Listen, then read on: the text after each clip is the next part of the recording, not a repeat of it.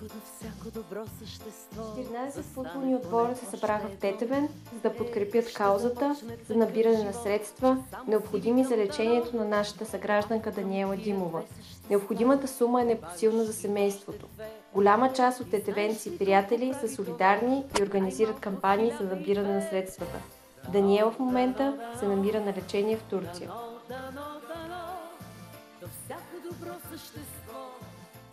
Уважаеми съграждани, драги гости, футболисти от близо и далеч, добре дошли, ще го кажа, в Тетевен. Добре дошли за една благородна кауза, която събра всички ни днес тук на този стадион.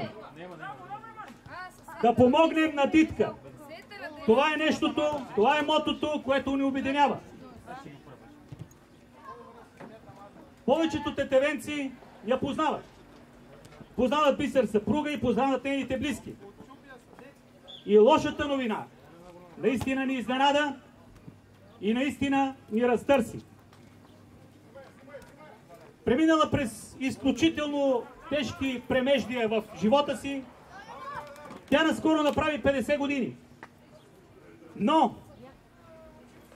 най-голямата изненада, един подарък в съвсем негативен план, научи 5 дни преди своя юбилей. На 13 май и казват лошата диагноза. Аденокарцином на белия дроб, 4-ти стадий. Силна, изключително силна. Тази жена стисна зъби, не каза на никой. До 18 май, когато беше нейния рожден ден, нейния юбилей. И тогава събрала сили, присъствието на своите близки, сред смях и веселие, за съжаление, тя бе принудена да обяви тази изключително лоша и неприятна вест. Лоша не само за нея, лоша и за всички нейни близки, лоша за всички нас, които я познаваме и обичаме. За съжаление, започналото лечение тук не дава сериозни резултати и както повечето българи, малки и големи, с сериозни здравословни проблеми, търсят спасение навън. Защо? Защото жаждата за живот, борбата за живот, да си колкото може повече със своите близки, със своите скъпи, здрав по възможност, това е най-голямото желание на всеки един. Водени от това, те търсят решение в съседна Турция, в една клиника, Анадолу Медикал Център. Тази клиника е изключително добра, има институт за лечение на онкологични заболявания, където след бърз преглед, обстоен, разбира се, лекарите казват да, надежда има, но трябва да се започне изключително ударно лечение.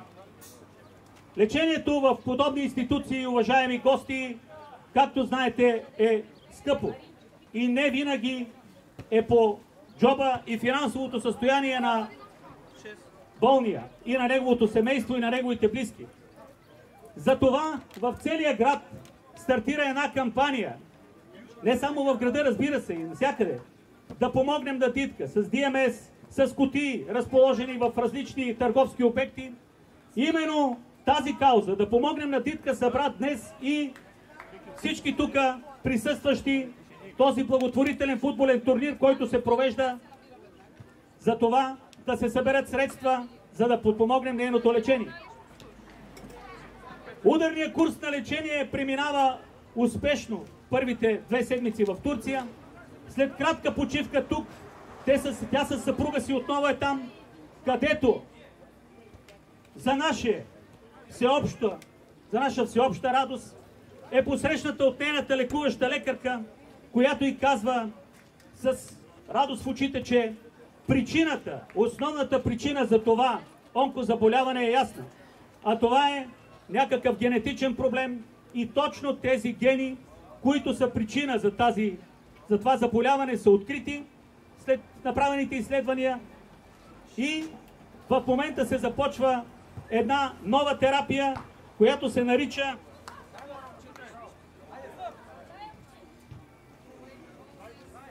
таргоимунотерапия. Благодарение на тази терапия, която е така доста нова, но и надежна, има шанс тази наша скъпа приятелка да върне своето здраве, да бъде сред нас, да бъде усмихната, както е била до сега, да бъде щастлива със своите близки, със своята дъщеря, със своята внучка. Затова нека всички, които са тук, да стиснем здраво и умруци, да стиснем палци в подкрепа, в надежда на нейната борба, да кажем: да, ние сме с теб, ние искаме да си здрава, ние те чакаме да се върнеш здрава. Този турнир, който се провежда в момента, в него участват 14 отбора, някои от тях още не са пристигнали. Тук имате възможност, има сложена и кутия, имате възможност да си закупите съответно от тези вкусотии, които е приготвил организатора на това мероприятие Стьопата. Тук ще има една тетевенска саламура. Има една тетевенска саламура за тези, които не са тетевенци. Това е един изключителен местен деликатес, да го нарека. Рибена супа, но направена по един особен тетевенски начин, с много любов, с много така интересни съставки вътре в нея. Така че всеки един тук ще може да си закупи и средствата ще бъдат за лечение на дитка. Здравейте, казвам се Стефчо Маринов, Стьопата, и съм един от организаторите на този благотворителен турнир в чест на дитка Даниела Михайлова, която диагностицираха с карцином на белия дроб и на други места. Правим го с чест на дитка, да съберем финанси, защото семейството не разполага с такива финанси. Ще са нужни доста финансови средства за нейното лечение в Турция. Призовавам и благодаря на всички, които се озоваха на този турнир, които някои дори не я познават, но са тук с тази кауза благотворителна.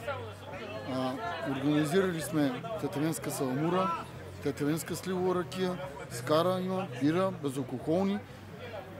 Всичките средства, събрани от този ден, от този турнир, от всичките неща, отиват за тази кауза, за лечението на дитка. Колко отбора участват? 14 отбора участват, като имаме отбори от Търново, имаме от София, имаме от Градешница, от български извори имаме, от Тетевен доста. Има и деца, дори и един женски футболен отбор. Тези, които ще гледат този видеоматериал и желаят да се включат, как могат да го направят? Значи има дарителска сметка и отделно лична. Ще предоставим дарителската сметка, който желая може да помогне. Както тук на место има кутия, така по обектите в Тетевен, така може и по банков път. Отделно сме направили базар, наши деца са се постарали да направят неща. Отделно имаме футболни фанелки, оригинални от клубовете, предоставени с подписи на играчите, които също са за дарителска цел.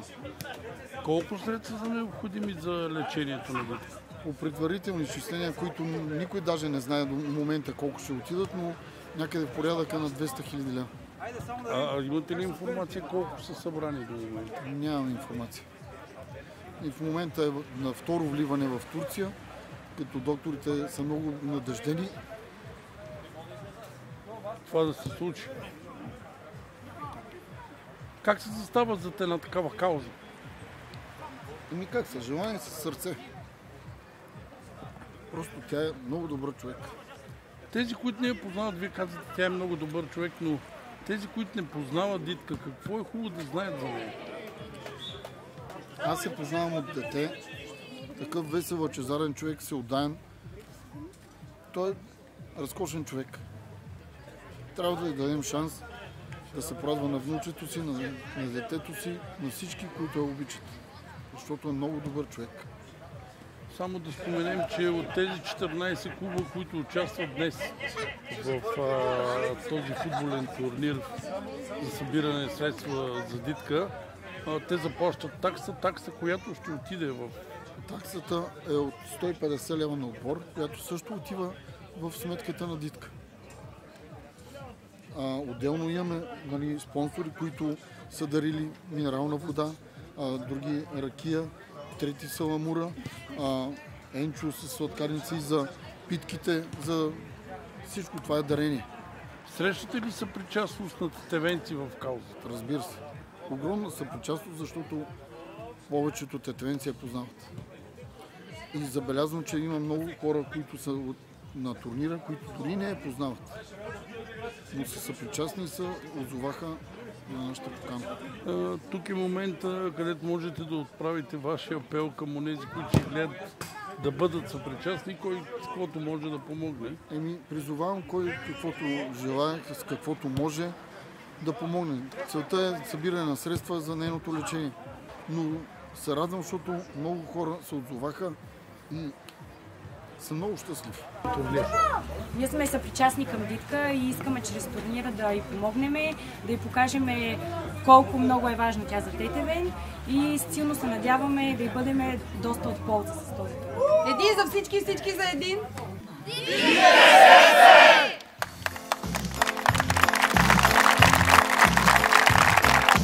Ако до всяко добро същество застане поне още едно, ще започне такъв живот, че само си викам дано. Ако към тия две същества прибавиш и още две, ти знаеш ли колко прави това? Най-малко 1002. Дано, дано, дано, дано, дано, дано, до всяко добро същество застане поне още едно. Тогава предвиждам такъв живот, че само си викам дано. Тогава престава да те е страх и от страха те е срам. Щом има някой с теб, смени с тях, щом няма никой сам. Щом ти е трудно, не се колебай, не страдай току така. Ела, приятел, и лапата дай, аз ще ти дам ръка.